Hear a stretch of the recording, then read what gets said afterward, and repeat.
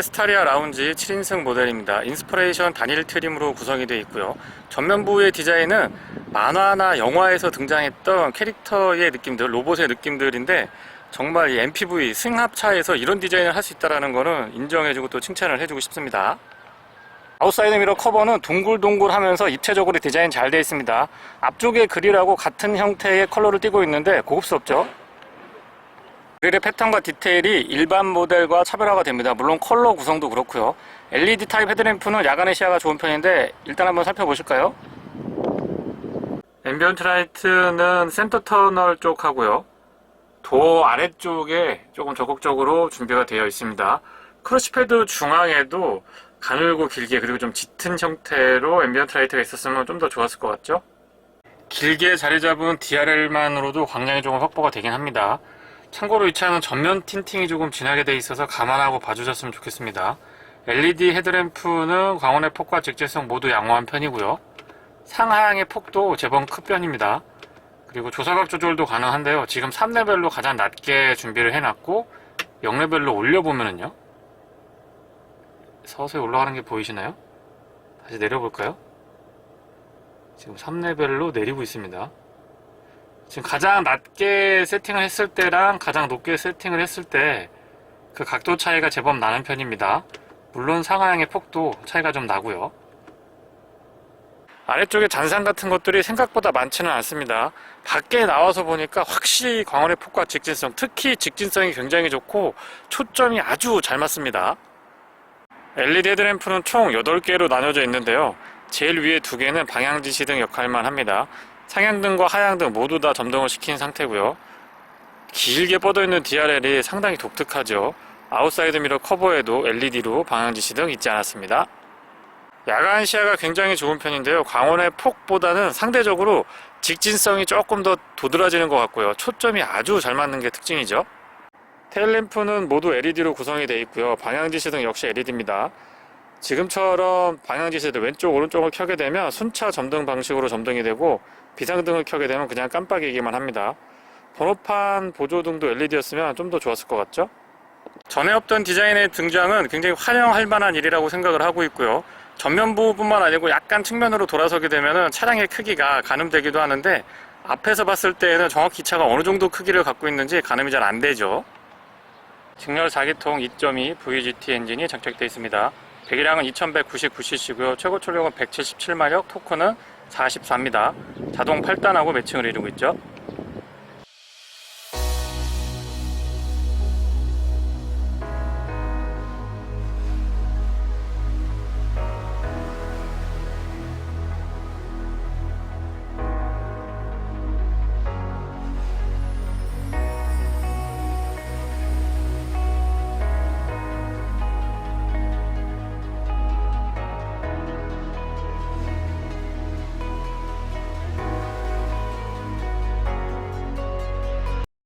측면으로 오게 되면 디자인도 디자인이지만 휠베이스가 굉장히 넉넉하다는 걸 보실 수가 있습니다. 물론 디자인 때문에 조금 더 앞에 오버행이 짧아 보이고 휠베이스가 실제보다 더 길어 보이는 느낌도 있죠. 어쨌거나 측면에서 보면 철판하고 이 글라스 부분하고 반반을 차지한다라고 말씀을 드릴 수 있을 정도로 개방감이 기대가 되죠. 휠 타이어는 18인치 사양이고요. 휠 안쪽의 패턴이 굉장히 독특합니다. 참고로 타이어 사이즈는 235, 55, 18이고요. 주유구는 푸시 타입이고요.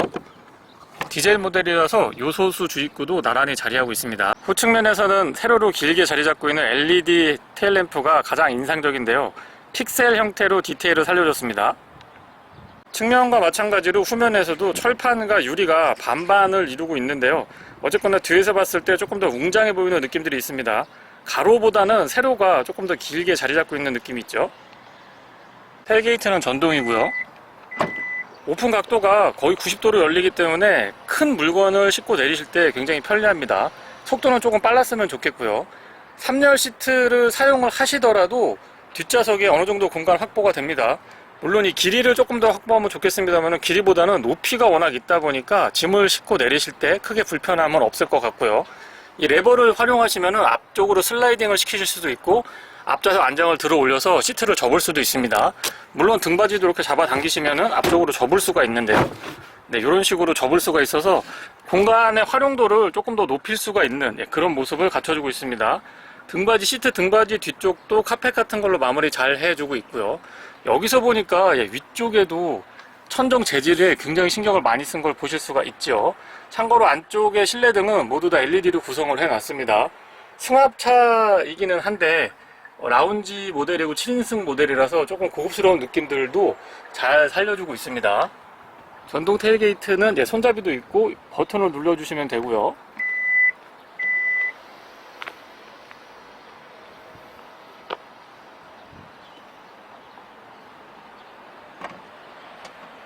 소소한 부분이지만 뒤쪽에 와이퍼를 스포일러 안쪽에 위쪽으로 위치시켜 놨기 때문에 뒤에서 보는 깔끔한 느낌, 개방감을 전혀 해치지 않는 것도 장점입니다. 스마트키는 현대자동차의 다른 차량들과 같은 형태를 띠고 있고요. 가볍고 그립감이 좋은 편입니다. 락, 언락 기본 기능 지원을 해주고 있고요. 버튼을 오래 누르시면 시동도, 원격 시동도 가능합니다. 전동 슬라이딩 도어를 리모컨으로 조절을 하실 수가 있죠. 닫는 것도 해볼까요? 열었고 닫아보겠습니다.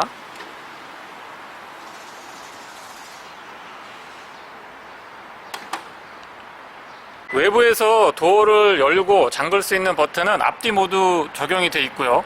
뒤쪽은 검은색 버튼으로 누를 수 있도록 준비가 되어 있고 앞쪽은 음각 처리가 되어 있습니다. 이런 끝부분 디테일 마무리도 굉장히 신경을 많이 썼죠. 도어는 열어보면 오픈 사이즈도 굉장히 크지만 이렇게 열리는 게 아니고 살짝 위쪽이 더 많이 열려서 개방감을 꾸준하게 이어가고 있습니다. 안쪽의 공간은 지금 블랙 원톤으로 처리가 되어 있는데요. 차분하면서도 시트 디테일이 고급스럽다는 느낌을 받게 됩니다. 물론 이 천장의 마무리 때문에 그런 것 같기도 하고요. 실내 공간은 다시 보더라도 정말 부족함이 없는 공간이죠. 도어 쪽부터 살펴보면은요, 일단 3단으로 구성이 되어 있습니다. 아래쪽에 큼직하게 매포켓 자리 잡고 있고, 이 중간에도 공간을 확보해주고 있어서 수납이 가능합니다. 그리고 이 위쪽에도 수납이 가능하고, 작은 공간이긴 합니다만은 제일 위에 상단까지도 공간 활용을 충분히 고려를 했네요. 윈도우 컨트롤은 좌우 모두 오토 타입으로 준비가 되어 있고요. 안쪽에 핸들 같은 것들도 마무리 깔끔하게 잘 해놨습니다. 사운드 시스템은 보스인데요, 옵션으로 구성이 되어 있고요. 차량의 높이가 조금 있다 보니까 한번 밟고 위로 올라가야 됩니다. 개인적으로 조금 아쉬운 부분은 이 소화기 부분인데요. 양쪽으로 하지 말고 위급사항에서 빨리 빼야 되기 때문에 이 열을 때 조금 더 손쉽게 하나로 원터치로 이렇게 뺄 수 있으면 좀 더 좋았을 것 같다는 생각이 듭니다. 바닥은 평평하게 구성 잘 돼 있고요. 시트는 4A 타입 럼버 서포트를 기본으로 하고 있는 전동입니다. 앉아보면은 이 쿠션감이라든가 특히 등받이도 생각보다 편안했고요. 통풍하고 열선 시트 3단으로 각각 지원을 해주고 있어서 그런 부분들도 장거리 운전에서는 도움이 많이 됐습니다. 헤드레스트는 좀 특이했는데요. 쿠션감이나 형상은 제 체형에 부족함 없이 아주 편안하게 잘 받쳐줬습니다. 그런데 위아래 조절만 되고 앞뒤로 조절이 안 돼서 그런 부분들은 조금 아쉽기도 했고요. 센스 있는 포인트인데 옆에 팔걸이를 갖춰두고 있는데 이게 이렇게 각도 조절이 됩니다. 미세하게 컨트롤이 가능하다 보니까 이 역시도 장거리 운전에 굉장히 도움이 많이 되는 포인트입니다. 바닥에 페달은 일반형이 적용이 되어 있고 금속하고 고무가 혼합이 되어 있네요. 풋레스트 적절하고요. 에어백은 총 7개로 알고 있는데 무릎 에어백을 포함하고 있습니다. 레버 잡아 당기시면은 본넷 오픈하실 수가 있고요. 틸팅 앤 텔레스코픽은 수동 레버 타입이고 운전석 좌측에 여러 가지의 기능들이 깔끔하게 정리가 되어 있는데 스티어링의 열선도 있지 않았습니다. 이쪽에서 오토홀드랑 전자식 파킹 브레이크 컨트롤을 하실 수가 있네요.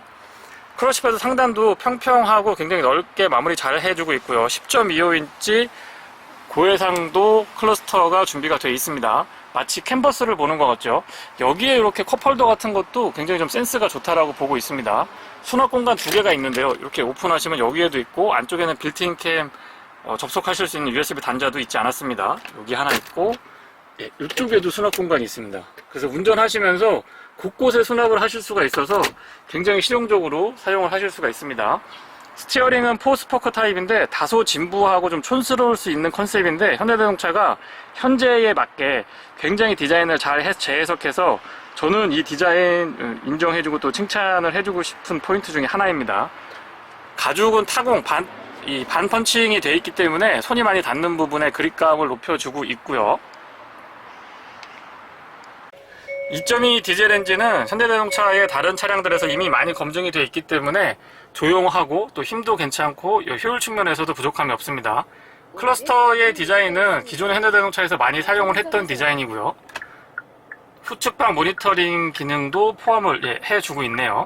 기본적인 메뉴 구성은 많이 익숙한 편이기 때문에 제가 별도로 설명을 드리지 않아도 충분히 활용하시는 데는 부족함이 없을 것 같습니다. 굉장히 익숙하죠. 이 인터페이스 잘 만든 것 같아요. 여러 가지의 상황들 볼 수 있고, 드라이브 모드는 총 3가지 지원을 해주고 있네요. 스포츠, 4가지입니다. 노멀, 에코, 그리고 길게 누르고 있으면 스마트 모드로 이렇게 전환이 됩니다. 보통 노멀로 많이 다녔었는데 스포츠 모드에서 제법 편차도 있는 편이라서 운전의 재미까지 고려를 한 듯 싶습니다. 스티어링 좌측에는 인포테인먼트에 관련된 기능들, 그리고 8단 자동 미션은 패드 시프트도 포함이 되어 있습니다. 우측에는 스마트 크루즈 컨트롤에 관련된 기능들 깔끔하게 정리가 되어 있고요. 플로팅 타입으로 살짝 올라와 있는데 AVN 자체가 이 위치나 크기 모두 적절하다라고 봅니다. 10.25인치이기 때문에 이 화면의 크기는 글쎄요, 전체적인 차량의 컨셉을 생각을 하면 12.3인치였으면 조금 더 좋았을 것 같다는 생각도 들고요.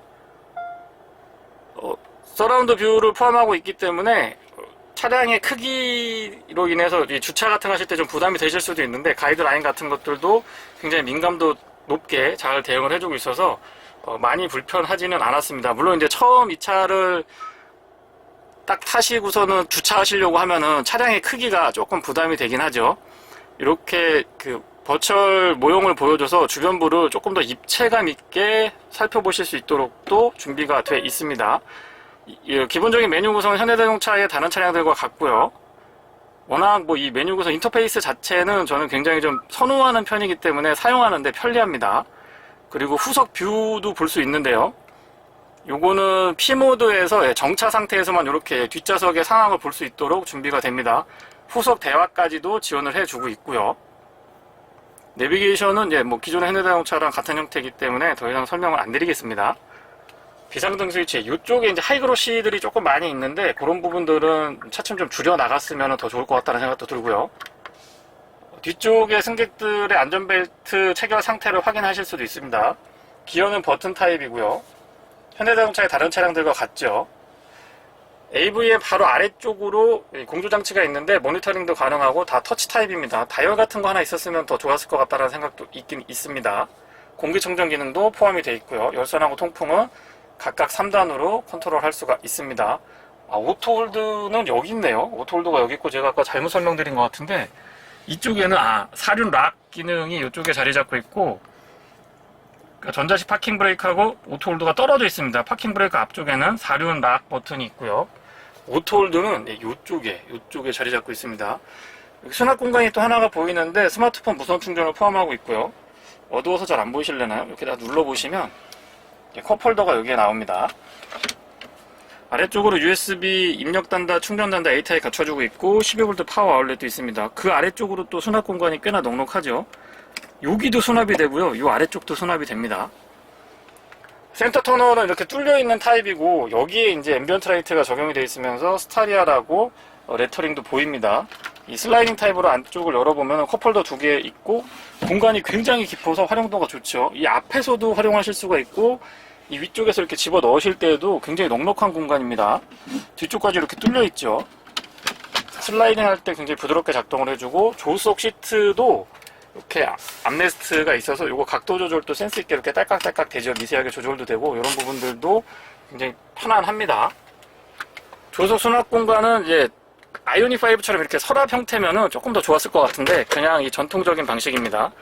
근데 이 높이가 너무 낮아서 활용도가 그렇게 좋다라고 볼 수는 없을 것 같아요. 대신에 이제 워낙 수납 공간들이 많이 확보가 되기 때문에 그렇게 불편하다라는 느낌은 들지 않았습니다. 선바이저는 거울이 조명하고 이렇게 연동되어 있는 타입이고요. 약간 주황색 불이 들어와서 왠지 실제보다 조금 더 이뻐 보이실 것 같아요. 이런 마무리들도 참 신경 많이 썼다라는 느낌이 들고요. 밑쪽에 맵등은 이렇게 LED 기본 구성이 되어 있고, 뒤쪽 파워도어를 여기서 컨트롤 하실 수가 있습니다. 물론 슬라이딩 되는 썬루프를 여기서 컨트롤 가능한데요. 이거 이제 앞쪽이고요. 뒤쪽도 한번 작동시켜 볼까요? 뒤쪽은 유리는 오픈이 안 되고 이너 커튼만 앞뒤로 미루실 수가 있습니다. 이 오픈 사이즈가 상당하기 때문에 슬라이딩 돼서 뒤로 쭉 커튼이 뒤로 넘어가는 시간이 꽤나 소요가 되네요. 앞쪽은 유리가 인슬라이딩 형태로 준비가 되어 있고요. 빌트인 캡이나 하이패스 기능들 모두 다 이쪽에 집약되어 있습니다. 유리는 이중접합 차압유리인데 완전히 내려가지 않고 이 정도 남습니다. 물론 오토로 작동을 해주고요. 뒷좌석입니다. 파워도어가 준비가 되어 있어서 조금 편안하게 타고 내리실 수가 있고요. 위로 올라가실 때 약간 턱을 이렇게 만들어 놔서 어린아이들도 편안하게 승하차가 가능합니다. 알루미늄으로 센스 있게 덧대져 있고요. 이쪽에도 측면에 조명 있지 않았습니다. 시트는 정말 편안한데요. 장거리를 타보시면 제가 왜 이렇게 칭찬을 하는지 느껴보실 수가 있을 겁니다. 발을 받쳐주는 받침도 전동으로 조절 가능하시고요. 열선하고 통풍도 각각 3단으로 조절됩니다. 헤드레스트는 쿠션감도 좋고 좌우에 약간 날개가 이렇게 돋아있기 때문에 이 목을 편안하게 굉장히 잘 잡아주고요. 팔걸이는 좌우측 모두 다 적용이 되어 있습니다. 이쪽에도 있고, 여기는 미세 조정이 앞에처럼 안 되긴 하는데 어쨌든 좌우에 모두 팔걸이가 적용이 되어 있고요. 지금 가장 뒤로 보내놨기 때문에 발 공간이 엄청나게 확보가 되어 있죠. 하여튼 공간에 있어서는 더 이상 말을 안 해도 괜찮을 것 같습니다. 참고로 시트는 앞뒤로 슬라이딩이 되고 좌우로도 움직일 수가 있습니다. 요거는 전동이 아니고 수동으로 작동을 해줍니다. 앞좌석 안장하고 바닥하고의 이 높이도 어느 정도 확보가 되어 있고요. 센터 터널은 뒤쪽에서 이렇게 보시면 푸시 타입으로 컵홀더 2개 활용이 가능하시고, USB 충전 단자는 A 타입으로 2개 있고 220V 인버터도 갖춰주고 있습니다. 그리고 이 아래도 이렇게 잡아당기면 서랍이 있는데요. 이 공간도 또 상당하죠. 유리는 역시 밖에서 디자인에서도 어느 정도 가늠을 했지만 실제로 보니까 유리가 차지하고 있는 공간이 많아서 실내 개방감이 상당합니다. 그리고 시트 열선과 통풍은 여기서 이렇게 조절하시면 되고요. 등받이 각도 조절 같은 것들은 전동으로 지원을 해주고 있어서 조금 더 편안하게 사용하실 수가 있습니다. 그리고 릴렉스 컴포트 시트라고 해서 이렇게 아주 편안한 위치, 용도는 말씀 안 드려도 다들 아실 것 같고요. 아주 편안한 위치에서 이동을 하실 수가 있습니다. 원터치로 작동을 하니까 조금 더 편하고요. 그 뒤쪽에는 개별 컨트롤이 가능한 스위치들을 갖춰 놓고 있습니다. 이걸 한번 딱 누르면 다시 원상태로 돌아갈까요? 돌아가는군요. 다시 원상태로 돌아갑니다.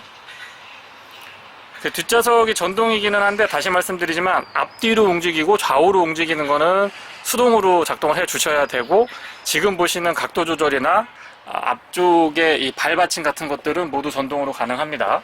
소소한 기능이지만 타고 내릴 때 이 손잡이가 있어서 조금 더 편리하게 사용을 하실 수가 있고요. 여기도 워크인 스위치 같은 것도 있지 않았습니다. 굉장히 고급스럽죠. 그리고 파워 슬라이딩 도어는 뒷좌석에 이렇게 앉아서 보시면 여기서 버튼을 눌러가지고 닫으실 수도 있고요. 그리고 여기에 레버를 직접 잡아 당기셔가지고 작동하실 수도 있습니다. 사운드 시스템 보스라고 앞에서 설명을 드렸었는데, 여기에도 보스가 레터링 되어 있고, 측면에 또 여러가지 음료수 같은 것들이나 수납물 넣으실 수 있도록 공간 활용을 최대로 끌어올린 그런 모습입니다.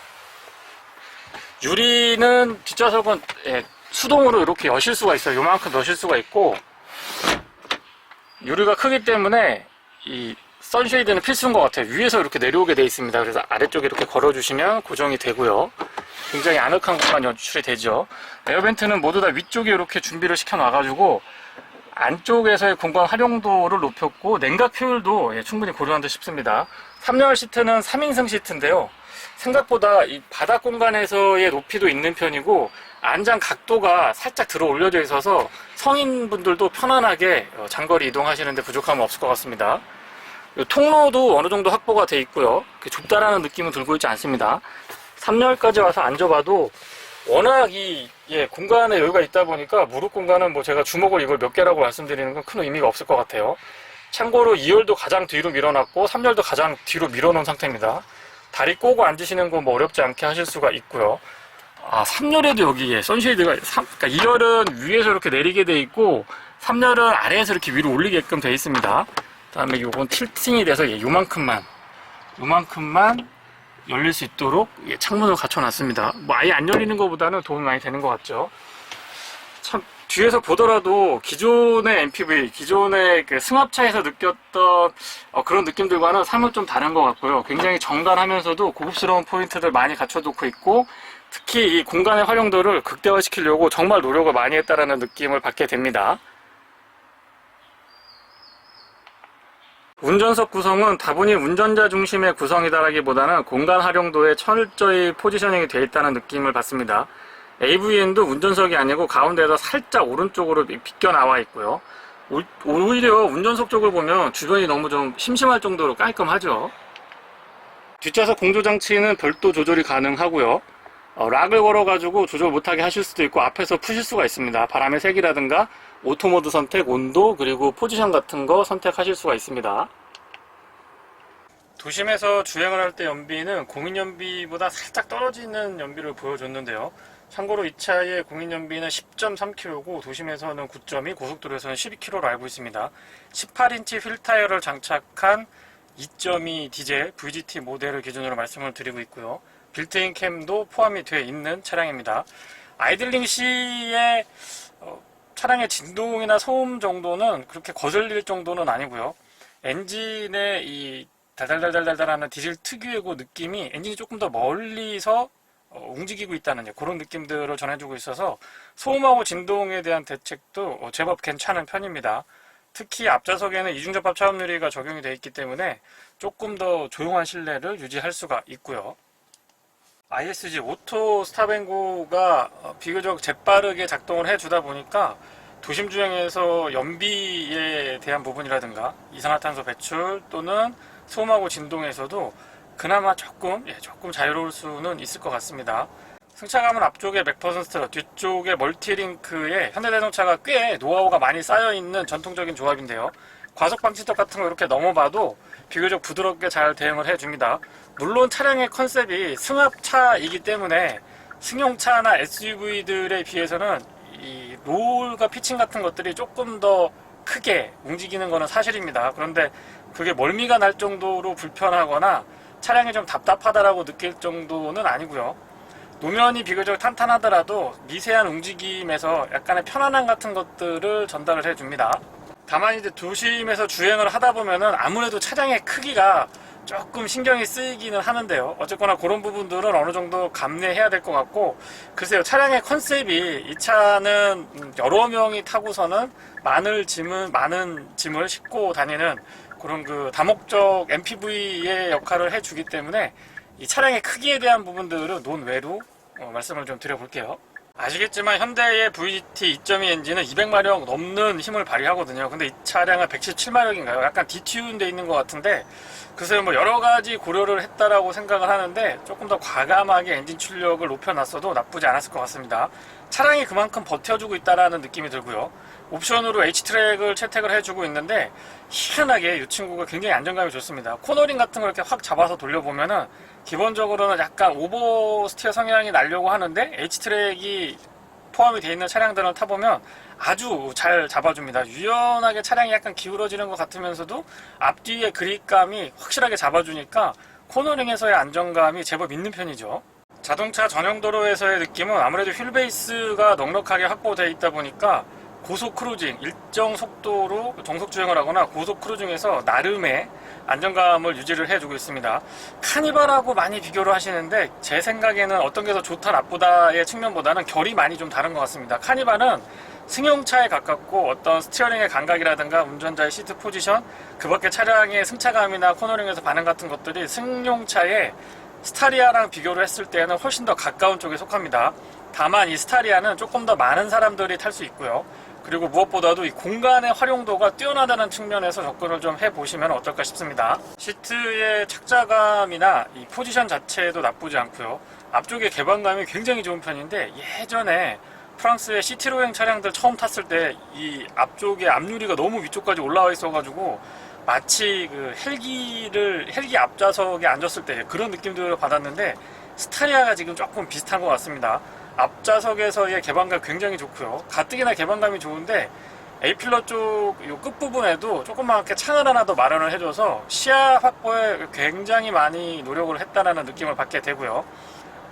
글라스 측면의 글라스 자체가 많은 면적을 차지하고 있어서 탁 트여 있는 듯한 느낌을 주면서도 아웃사이드 미러가 또 큼직하게 자리 잡고 있어서 전체적인 이 옆쪽의 개방감 그리고 뒤쪽의 시야 확보에서도 굉장히 유리한 포지션을 차지하고 있습니다. 2.2 VGT 엔진과 8단 자동 미션의 조합은 현대자동차의 다른 차량들에서 이미 여러 번 검증이 됐기 때문에 어느 정도 신뢰할 수 있다고 생각을 합니다. 엔진의 회전 질감도 일정 속도 이상으로 올라오면 굉장히 부드러운 편에 속하고요. 8단 미션은 단수가 적은 편이 아닌데 시프터, 그러니까 기어가 올라갔다 내려갔다 할 때에 그렇게 거부감 같은 것들, 큰 편차 같은 것들도 느껴지고 있지 않아서 굉장히 편안하게 그리고 익숙하게 차량을 운행하실 수가 있습니다. 브레이크의 반응은 초반부터 꾸준하게 담력을 가져가고 있고요. 조금 더 강하게 셋업을 해도 나쁘지 않았을 것 같은데 어쨌거나 일반적인 일상적인 주행이라고 한다면 과하지도 부족하지도 않은 수준입니다. 사운드 시스템은 옵션으로 보스가 챙겨져 있는데요. 잠깐 한번 들어보면은요.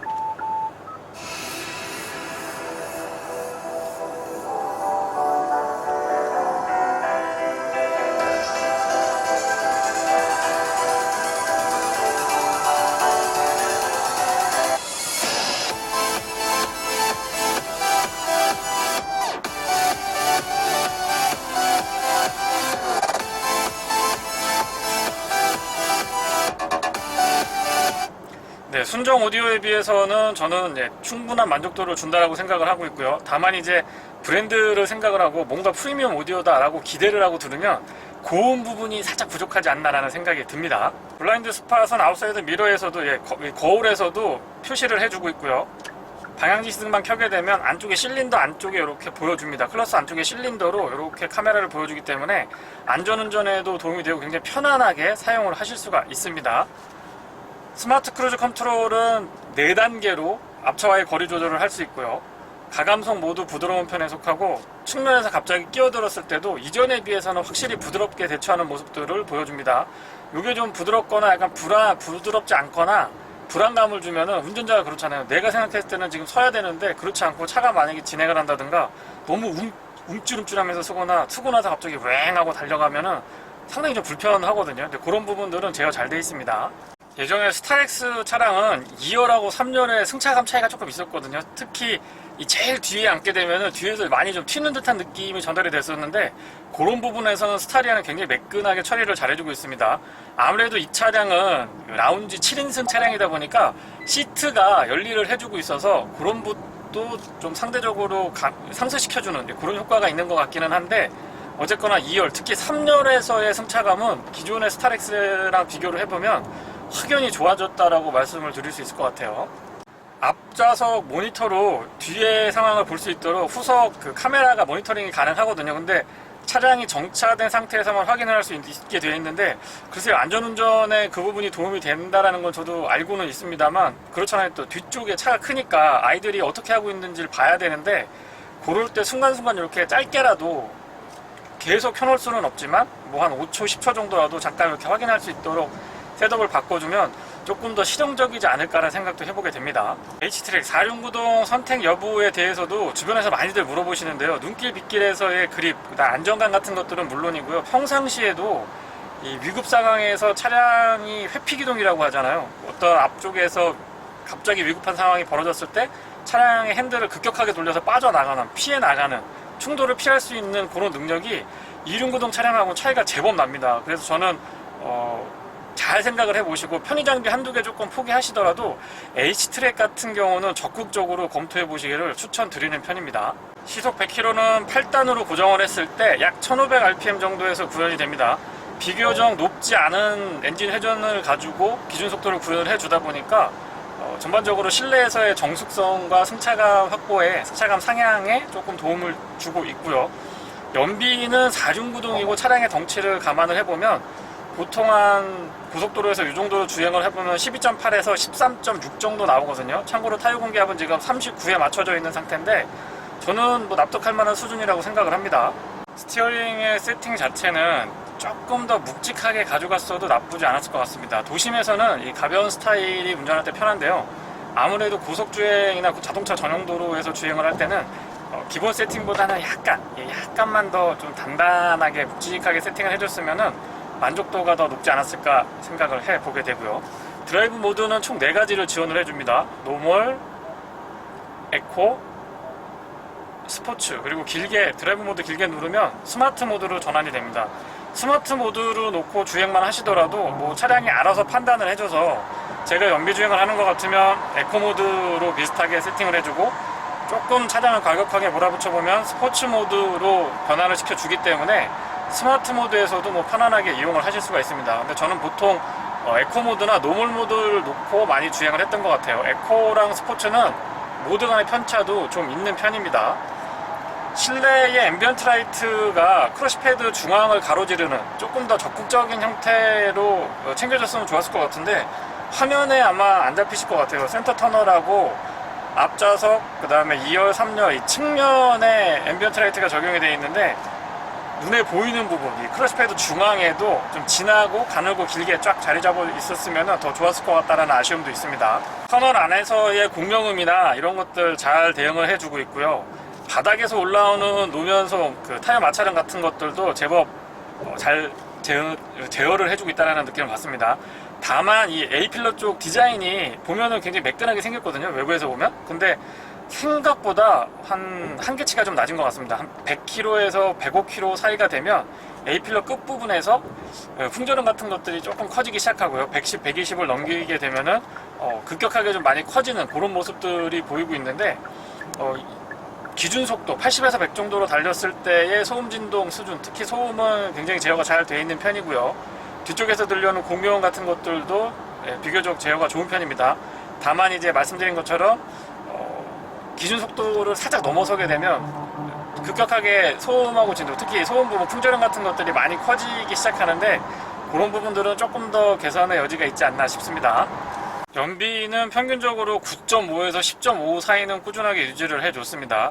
도심에서 최저 연비는 7.8, 8.2, 이 사이의 연비도 간헐적으로 확인을 할 수가 있었는데요. 어쨌거나 8km 후반, 9km대 연비도 도심에서 확인을 할 수가 있습니다.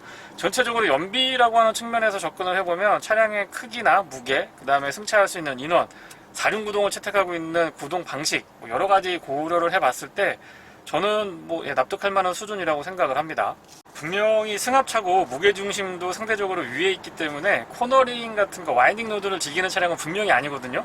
근데 H트랙하고 조화를 이루게 되면 이게 진짜 코너링이 되게 희한하게 재미있습니다. 딘득하게 잘 버텨주는 편이고, 차는 약간 부드러워서 조금 이렇게 노라고 피칭 같은 것들이 느껴지긴 하거든요. 그런데 가속 페달을 조금 밟으면 아래쪽에서 그립이 딱 잡혀가지고 이 코너 같은 거 보면 라인을 아주 정직하게 쫙 읽고 돌아 나가기 때문에 그런 부분에서의 만족감은 높은 편이고, 또 나름 운전의 재미도 즐기실 수가 있습니다.